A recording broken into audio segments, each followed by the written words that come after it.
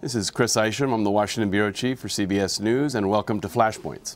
I'm here, as always, with our friend Juan Zarate, our Senior National Security Analyst. Hello, Juan. Hi, Chris. Good to see you. I want to talk a little bit today about the enlarging migrant crisis we're seeing in Europe, these terrible pictures of people stranded and people dying on the beaches of Greece and stranded in camps in Hungary.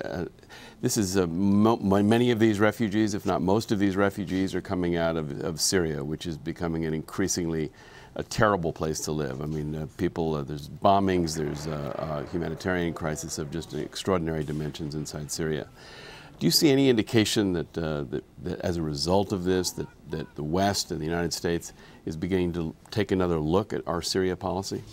There's no question that you have to take a look at our policy, and certainly within Europe they're having to, certainly to deal in the first instance with the migrant crisis. This is not a crisis that is episodic. It's not going to go away. You're going to see a flow of these refugees continue to come out of Syria, as well as other places like Libya and Afghanistan and Iraq.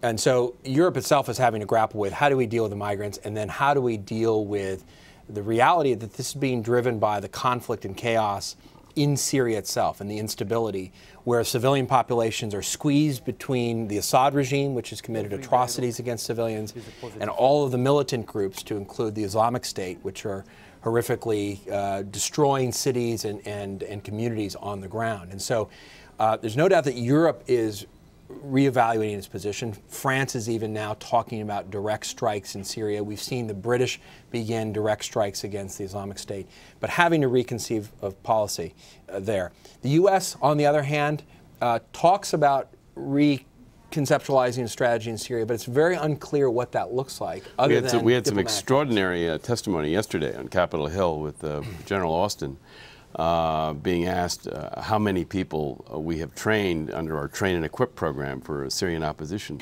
Can you tell us what the total number of trained fighters remains? It's a small number, and the ones that are in the fight is we're talking four or five. So. Is that really possible? Only 4 or 5 individuals have been trained and are now deployed as part of the Train and Equip program? It's what he said, and for a $500 million program that's been committed to by the President of the United States, where the U.S. has said over the past 3+ years that we're going to be training allies on the ground to take the fight against Islamic militants and perhaps even Assad. That is unbelievably paltry and, to a certain extent, ridiculous and embarrassing.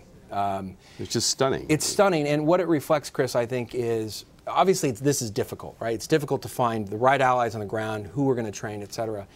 But I think it's endemic of a broader problem, which is the vagaries of what U.S. policy really is in Syria. And I think it's a reflection that though the President says he wants to do certain things, the administration's really hedging here. They don't want to get caught in the quagmire of Syria. They realize that the Assad regime has to go. But if the Assad regime goes, you've got Islamic marauders and extremists potentially taking advantage.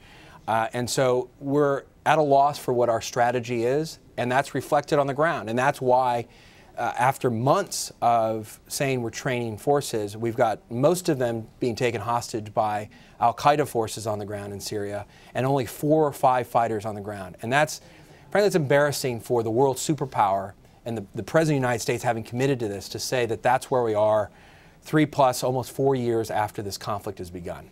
I think the stories that we're hearing from some of these refugees of the conditions in their villages back in Syria are just heartbreaking. I mean, they get barrel bombed by Assad one day, and the next day they're being beheaded by the ISIS and Islamic State. I mean, it sounds like hell. It is hell. They're caught in a vice. It's indiscriminate violence. You know, chemical weapons being used, obviously by the Assad regime. We know that now by the Islamic State as well against Kurdish forces.